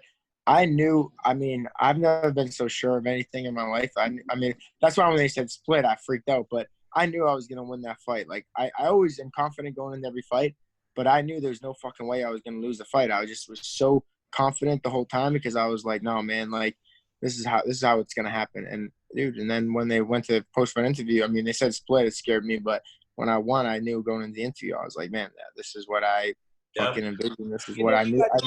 You think you got too confident in your guillotine because you were hitting everybody with it, and then it seemed like with Bryce when he took you down, you're like, it's no problem, and then. Yeah, dude, it's just in the armbar and the guillotines. Yeah, that's kind of what screwed me, man. I'm so good with submissions that I catch everybody in the gym. I catch them, even in fights. You look at all my resume and submissions. Right. Like even as an amateur, like I've fought in over 40 fights in my life. Over 20 amateur fights, and there's never been a time I can honestly remember ever being out grappled or not like getting a submission chance. Like, and I knew if I got a chance on Bryce, he would have been fucked. Like, I'm like, once I get a submission, like, set up, like, you can ask anybody I train with, like, the best guys on the planet, like, like UFC fighters, whoever, like, that's my shit. If I get a submission, like, chance, if I get a position, it would have been over. But I literally never got the chance the whole fight, which has never happened to me. I can't remember the last time I've never got one opportunity, like, to do what I wanted to do. And honestly, when the fight was over, I was like, fuck, the fight's already over? Like, I was so surprised. Like, I wasn't tired or nothing. I was just confused. I'm like, how the fuck is this over? It seemed like it got away from you. Like, that just happened. Yeah, it just got away from me. Like, and maybe the crowd usually, like, when I get out of submissions, I think they would have went nuts and it would have gave me some energy. You got a blowjob the night before? To be honest, was there some chicks the night before? No, because no. Oh, sorry, your dad there. Yeah, he's good. He don't care. He can't hear you anyways. So. Oh, good. I'm just saying, sometimes women will do that to you. And I was going to ask you, when you're in Boston, when you were fighting in Boston, was that what'd you say? When you were fighting in Boston, was that just like a great feeling to win by stoppage, and then that crowd was just fucking. Oh, it's the best, dude. That looks so cool. 20 something thousand. Dude, they got the Boston Bruins banners, the Celtics banners hanging from the top. Like, I remember getting punched in the face on the ground. I was like on my back, and fucking Manny Bermudez was smashing me. And I just remember looking up. I saw like the banners. I'm like, this is my house. I ain't fucking quitting. Like, no way, dude. Not happening, dude. Not so today. What were you saying about the blowjob? You're about to say something about the blowjob. I go, did you get a blowjob the night before? You said no, and you were about to answer something. Yeah. Well, what happened? Well, what I think it did happen, and I don't make excuses for nothing, but 10 days before, I'd say 13 days before my fight, I got 2 fucking ingrown nails removed, and they did surgery on my toes. And I don't know if it took away like energy or what it did, but I feel like it wasn't a good idea. Like the doctor was like, "Oh yeah, we're just gonna cut your just gonna clip your nails." Like, and I would go in and they sticking needles in my toe and they're numbing it. And before you know it, she has like a saw and she's cutting my toe, my ingrown nails out. She's like, "Yeah, we'll do both of them." And I'm like, I'm fighting in like 10 days. She's like, no, you'll be fine. And like when a doctor tells you, like, you kind of like, okay. And dude, before you know it, they fucking ripped 2 teeth out of my toes, like literally nails like the size of a tooth. And I'm like, dude, I'm fucking bleeding for 2 days straight in my toes. And I'm like, I'm leaving in a couple of days. Like, so I don't know if that, like, I don't want to make excuses. I don't know maybe if that's what it was, but that's the only thing I could attribute. The doctor's wearing camo? You think maybe yeah, I know. Like, I was fucking doctor from I was like, did you go to Arkansas fucking college? They have like three teeth. Were they drinking moonshine during the fucking operation? And, Come on, you just take your toes. You gotta fucking eat some squirrel after. I don't know, man. But I just don't know. It was weird. So that I didn't even think about it till after, like when they asked me in interviews. I don't want to make excuses and take it away from Bryce because everyone has an excuse for anything. You could say, "Oh, it's sick." Moving forward, man. Moving forward. Exactly. You got bigger things right now. And yeah, I think exactly. You're coming off the definitely win. getting more wins, and you have the right attitude. And being like, I see some fighters that don't, like you said, you want to be a champion. Period. The end, right? Yeah, I've always said that. That's been my goal since day one. You know. Yeah, you got to have that focus, and I think that we were talking about Tyron Woodley before, and sometimes I think when you have too much other shit going on, you can't focus on the task at hand. I just think that that's a better way to do it. Not that I'm saying Tyron Woodley is a chump. I'm just saying there's not going to be any Charles Rosa rap albums, right? Yeah, exactly. No, man. When I'm the champ, if you give me enough money, when you're the champ, yeah. If you give me enough money, I'll bust a freestyle right now for like 100 G's. 100 G's? Yeah, that's great, man. Yeah, but you still got to focus. Right? Hey, yeah, the fucking new kids are from Boston, right? The new kids on the block. Is that? Did they grow up near you? Oh yeah, Marky Mark and the Funky Bunch. Well, listen, Charles Rosa, where can people find you? You guys can all find me. I got Twitter, Instagram, Charles Rosa MMA. Right now I'm up in Boston visiting the family for the 4th of July, but I live down in South Florida, so I train American Top Team, and yeah, man, you guys, tune in. Hopefully they fight probably again in September. So just waiting on the news. And if you guys want to donate, we have a Chucky's Fight charity my dad runs. He jumps in the freezing cold ocean. You can check him out on YouTube. He jumps in the ocean. He does in the summertime too, but when it's snowing out, he's doing it too every single day. And he's raising money to help with substance abuse awareness and educate teens on substance abuse. So, the slogan is help knock out substance abuse. So check that out, chuckysfight.com. But is your dad on drugs when he's doing this? It sounds like he's on drugs. No, it sounds, I know, right? That's what you would fucking think when he's jumping in there. Are we doing anything his substance abuse? Watch it. You'll see. Check it out, man. It's fucking real. You'll see. He's fucking nuts. I will. Well, thank you, Charles Rosa, man. You're the best. I appreciate you guys. Thanks. Congratulations on the contract, too. Congratulations. Thank you. You guys will see me back in there soon. Take care. Later. That was Charles Rosa. Good dude. Yeah, man. Good kid, man. That motherfucker, man, got hard, man. I watched the thing, doc on his surgery. Oh, my God. Man, that was some tough shit. And to get through that and to still be able to come back and fight, that motherfucker got that, that lion heart. I hate to say that. Oh, it's true, man. Well, look, I mean, like you said, there's fighters and then there's athletes. And we got a guy whose father, uncle, and grandfather were fucking bare knuckle boxers. From Boston, Irish fucking boxers from Boston. Guess who's probably gonna, have that. Guess who's gonna probably do? Yeah. But no, I mean, no, he really, like, I watched two, they had some documentary on him. And he really, that was some shit, man. Dude, he's a good dude. I mean, his spine, he had to get, that's intense, man. So, by the way, he was getting head the entire interview. He just texted me. There's a girl. His dad walking in the back. Dad walked in the room too. That's how tough those guys are. He's a tough guy. He's definitely a tough guy. I was going to ask you now but I know we got bounced, but so you changed from Usman to Masvidal. Yes. So during the show, in the beginning of the show, you're like, Yeah, and anyone who listens to the whole show, everything I say, I take back.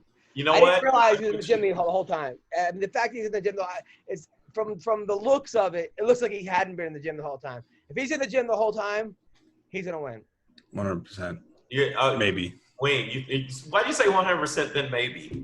Because I forgot he's fighting Kamaru Usman. I can never bet against Kamaru Usman. That should be your t-shirt, by the way. 100% maybe. That'd be a good shirt. That is, yeah. No, that's a great t-shirt. But you know what, though? I think there's a different – I don't know. Usman, I've never seen him get really shook. But I don't know. Masvidal got that dog in him, dude. He got that – when I saw him piece up the dude backstage, I thought, this motherfucker don't give a shit. Stewart, right? Stewart? Yeah, and he pieced him up, and I was sitting there going, no, he's dead serious. I felt like he would have fought wherever he sees somebody. If they just said something, he seems like the kind of guy like. No, he's the kind of guy. I mean, Chael Sonnen told us he knocked out 4 guys in a club one time. Like 2 of them, like in like the men's room. Like he's just that guy. Like he doesn't care. He's that dude. But if he wins, then he fight. If he fights Cody, I think that would be a really, really good fight. I think it all depends on how people win. You know, if he goes out and just knocks out Usman in 30 seconds, they're not going to give Usman a rematch. If it's a fucking close, controversial split decision, that I think it all depends on how he wins and if he wins. Both of them, like for example, the Askren fight. They asked Ben Askren, "Do you want a rematch?" He's like, "The guy beat me in 5 seconds. Why the fuck should I get a rematch?" I think it depends. But like the Stipe versus DC, those fights warranting rematches. You know what I'm saying? Like they could go either way. I still think that the Robbie Lawler versus Rory McDonald fights. Those fights were needed rematches. I think that they've gotten away from rematches. It seems like in the UFC, which is weird. It doesn't make any sense to me not to have rematches. But Cormier, I really do think that first fight where he just blasted him.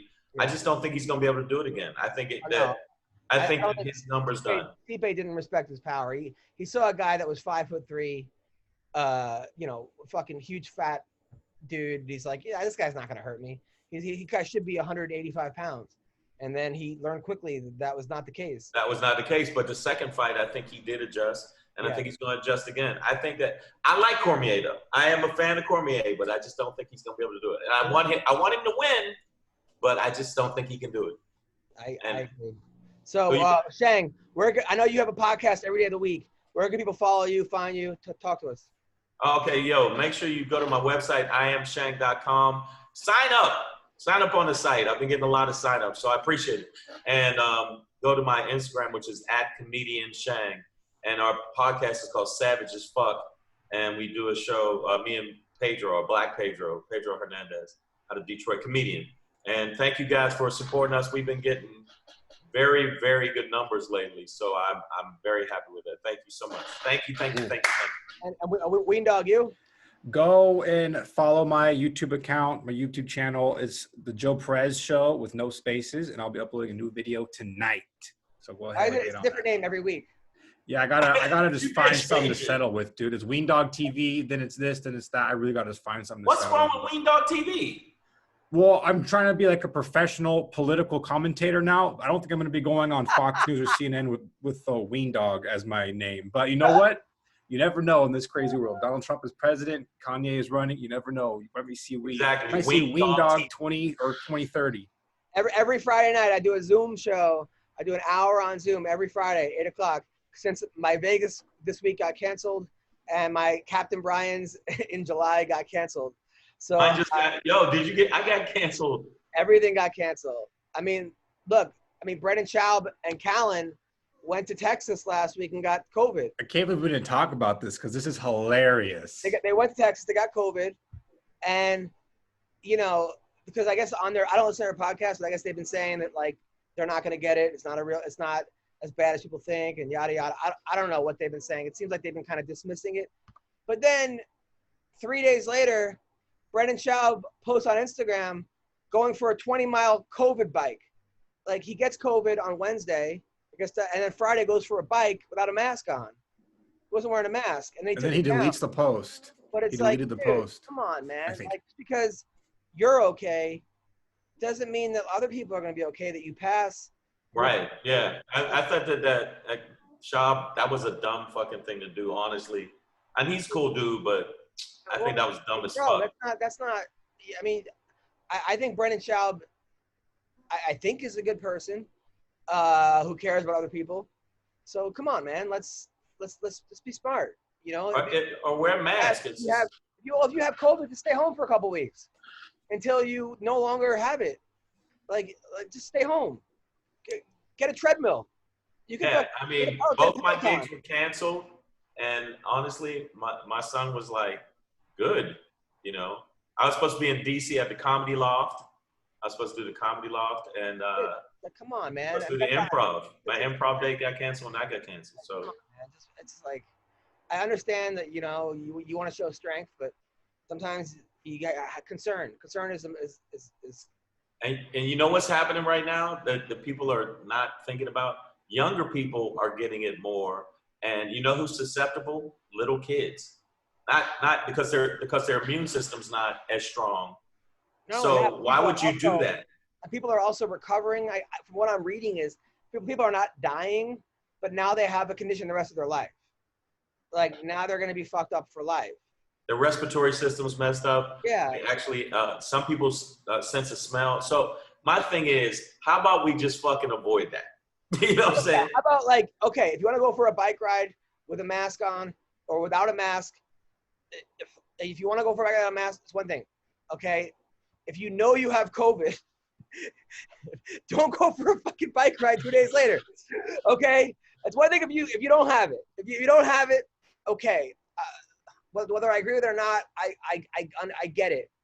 But if you know you have it, stay the fuck home, please. Catch up on Netflix. Catch up on whatever the fuck you got to do at home. Doug, what are your thoughts? Well, I'll play devil's advocate, although I don't 100% entirely agree with Brendan. I think his defense would be that he was riding his bike like through the wilderness, like where nobody was around. He wasn't through the city or anything like that. He was like up in the mountains. That's what his defense would be. So I'll probably just, so 20 ride miles, the fence on this 20 miles you're going to ride. You're not going to pass anybody? Not one person. You for sure probably will pass people, which is why I don't entirely agree with his mentality of going on a bike ride. So you've mapped out the 20 miles. You know where everyone's going to be on this path. Yes, I have. You're gonna avoid people on this. Like this 20-mile ride. You have a 20-mile private fucking bike path. I mean, come on, man. That's why you got 100% maybe. That's where you should have that church. I'm just trying to ride the fence here. I'm trying to see what his defense would be. 100% maybe. I think his defense would be, listen, I'm going fast enough on my bike, or even if I pass someone, they're not gonna be in contact with me to get it. And therefore they're not in danger. And maybe that's the case, but maybe it's not. It seems like we don't know everything about this thing. Yeah. And if there's a chance that's not the case, let's bike inside. Let's get a Peloton. He can afford a Peloton. If he can afford a fucking whatever he has, a Tesla or whatever he's driving. Yeah, he's killing $100,000 Porsche. But he could afford a Peloton and go 20 miles in your house. In your house, watching TV, away from people, not spreading COVID. So, and if you're gonna go 20 miles on a bike ride without a mask and you have COVID, don't post about it, because then other people that have COVID are gonna go for fucking bike rides, and they're like gonna be Schwab did it. Schwab did it. Then they're gonna do it, and then they're gonna not go. You know, so it's like it's also you have to know that you're also a voice. And then me, I have to then go, do I make a joke about this? Because I'm going to see this guy. And I absolutely make a joke about it. I wrote 2 jokes already. So I have to make a joke about it. You have to. You have to. I mean, but comics that are going out on tour, when I saw that they got it, DL got it, 2 other comics that I know got it. So Michael Yo got it. The comedy club I was booked at called me up and said, we got at least 20 calls last week saying that their audience, people have gotten it. They were at your establishment and they gotten it. At least 20 people have called and said they had coronavirus. So it's just not worth it, you know. It's frustrating because I did want to go, do shows, and I heard the Comedy Love is pretty cool. And I wanted to do the improv, and I had Levity. I was supposed to go to Levity, so that's out. That's gone now. They just emailed me, so part of me feels like I really wanted to go do shows, and part of me is like, dude, we've been doing this 20 fucking years. This is our career. This is our livelihood. We put our entire life in this fucking. Yes, it's our superpower. I know it sounds weird, but it's our superpower. And just Brendan. I mean, look, I'm not fucking. Just be smart about it, man. Like, if you have COVID, stay home. Especially 3 days later. You want to go out in 2 weeks? You know, you had it 2 weeks, you're better. You want to go on a bike ride, wear a mask, cool. Live your life, man. But 3 days later? Yeah, but Brendan, you didn't see him do that. Who? I'm not Brendan. I'm sorry, Brian. No, Brian's not going to do that. I mean, you know, it's just, I don't know. I don't know if it's a little bit, who knows? I'm not going to, I got my own problems. I got a marriage. I got a kid. I got a podcast. I got a life. So I can't be worrying about Brendan. Yeah, you're like, but you should. I really, because I some of the shit you had on was hilarious. Yeah. So I just think that comics shouldn't be upset when another comic gets a joke on him or says a joke. I think it's great. Here's the deal. I don't make fun of his comedy because, look, it's not my style of comedy. I haven't really watched any of it, to be totally honest. I watched his special, and it was fair at best. But that's his thing. That's his art. That's his thing. But if you're going to fucking put people's lives in danger on a fucking bike ride because of your sheer arrogance, you're going to get fucking jokes about you. You got to get clowned. I think you got to get clowned. If you're going to try to fuck 15-year-old girls like Crystalia, you're getting jokes about you. You know what I'm saying? Like, you don't get passes when it comes to, like, in some weird way, it's like, I'm not, as a fellow comic, I'm not going to take a shit on this guy's stand-up comedy because he's trying his best and yada, yada, and that's his journey. But when it comes to just being a fucking dumbass and putting my parents' lives at risk, I don't know. I don't think that's what he was trying to do, but just be a little smarter, man.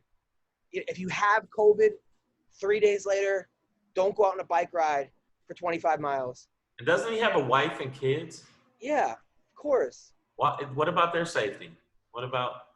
I don't know. I mean, there's a whole school of thought of people that believe this thing is a hoax, or it's just as bad as the flu, or you could all recover, or it's not, or there's I mean, you go on the internet, you can find millions of people with different things. And I'm opening to listening to all this shit. I'm opening to hearing people out. But I'm also listening to doctors, and I'm also listening to experts, scientists. And I don't think any doctor is going to be like, hey, you got COVID, go for a bike ride 3 days later out in public. Right. I've not found one doctor. Maybe his doctor is telling him that. But the doctors that I'm seeing speaking on television, on the internet, are not saying that's the remedy for COVID, is to get biking in public in front of for 25 miles. No. But Wayne Dog was like, well, yeah, you know, if you know where you're going, you're not going to pass people. Like, you're going to pass people. It doesn't matter. Unless you really mapped out this 20-mile and said, yeah, it's a special route I'm going. It's only for COVID riders. Then I'll be like, okay, a bunch of COVID people are riding. And what if you're riding and somebody, like, in front of you breaks their leg and they're going to die? They're like, ow, ow, and then you have to help them. Do you give them COVID, or do you just keep fucking driving? You just keep going. Sorry, bro, got COVID. I would come back for you, but no. It just seems like, you know, I mean, people got really mad. His Instagram feed was just, oh my God, of people telling him like, what the fuck are you doing? He had to delete the post. It's not there no more. Yeah, he took it down. Yeah, but Adam, you're gonna get shit because you say some people get mad, but I don't think I see people laughing every time I've seen you put a joke online. You get a little bit of shit, but mostly people are like, "That's funny as fuck." Oh, yeah, of course. People that get mad are like I made a joke about him. Tim Duffy got mad at me, or Todd Duffy. I'm like, he's like, you know, that joke's not funny. I'm like, all right, Todd, I'll now check with you before all my jokes. Let me know since you're now the guy. And I like Todd Duffy. Like, he's a buddy of mine. But still, it's one of those situations where, like, shut the fuck up. You know what? You're getting free comedy. There's millions of jokes. If you don't like the ones that I put up, just move on. Also, you're on my page. Like, go to someone else's fucking page. Look at their jokes. Like, what? That's like saying, like, I'm going to put on that TV station and just fucking complain the whole time. Well, change the fucking channel. You act as if like. No, I'm a hostage. I have to. It's like. Well, that's like, like go somewhere else to eat. Go find someone you like. Fuck, man. Like, fuck Wendy's. I don't like Wendy's. Then don't eat at Wendy's. Yeah, it's crazy. Especially when I'm giving you free food. Yeah, here's some free food. I mean, that fucking sucks, man. It's like, well, then don't eat it. This food isn't as good as the last guy. Go find the last guy. Get the fuck out of here. I just don't. And that's why I think Brendan, he should definitely get jokes. He should get chock full of jokes. And I wrote too, like, as soon as I saw it, I went, oh, this fucking COVID spreader. The first thing I did, though, when I heard he was sick, because I DM'd him, hey, man, I hope you feel better. Like, because I happened to, like, I've met the guy a couple times. He was very nice. I've met him a couple times, yeah. I mean, so I really don't want any kind of ill on this dude.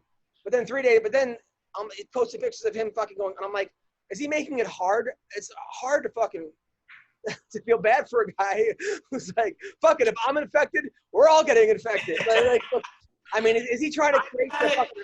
Everybody got it, yeah. The herd mentality by himself? Like, I'm going to give it to everybody? Like, what? I don't know. No, I did a couple jokes about Chris D'Elia, and what happened? And that's the podcast, ladies and gentlemen. All right, well, listen. Great note to end on. But when we come back, we're going to hear about Shang's Chris D'Elia jokes. Shang, love you, man. Ween Dog, you're the best.